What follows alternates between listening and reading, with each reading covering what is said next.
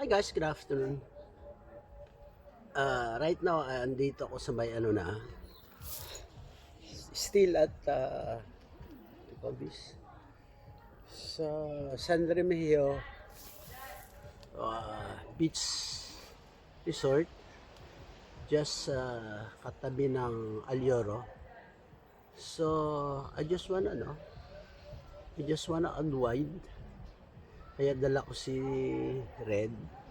Supposedly, ang plano ko kasi either si Bercy or si Big Buddy, si Navarra. Pero naisip ko rin na unang-una, nirecon ko lang naman place, how nice. So, I'm not planning to stay long kanina.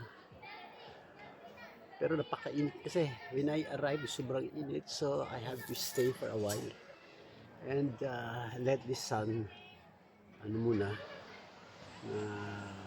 maglilim bago aalis. Maya-maya.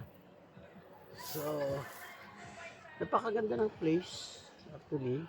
So, inikit ko kanina, tiningnan kung anong magandang gawin din lalo't weekend.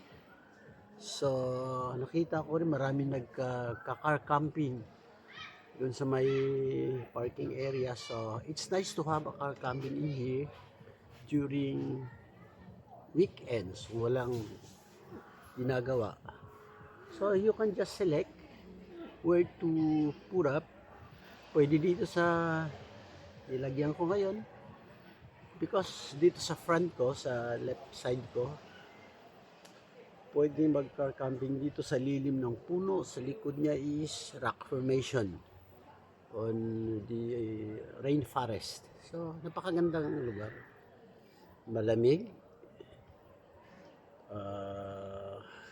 Hindi naman gaano kalakasan ang hangin din So, malapit din sa CR, paliguan. So, very advisable na mag-ano dito, mag-car camping. Sa Alyoro kasi, masikip. So, I had been in Alyoro for 3 times na naka-car camping ako doon, pero masikip, very crowded. In here, para ka lang nasa wilderness. Maluwang yung area. You can choose where to put up your tent or duyan or car at your own relation kung saan maganda sa tingin mo. So, mas advisable dito. So, in a while, paalis na rin ako. Hinihintay ko lang baka sakaling tataas yung nagka-high tide siya. So, I wanted to swim sana.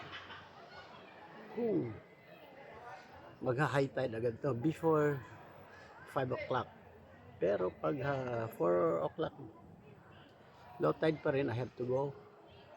So, baka gabihin kasi sa daan. So, mahirap na.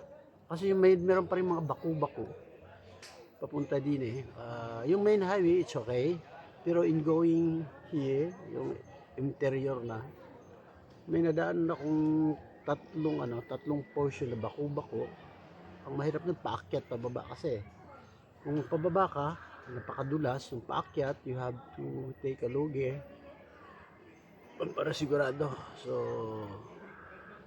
mas maganda, mas maaga, maliwanag pa, makaalis na ako din So, tatimingin ko lang din na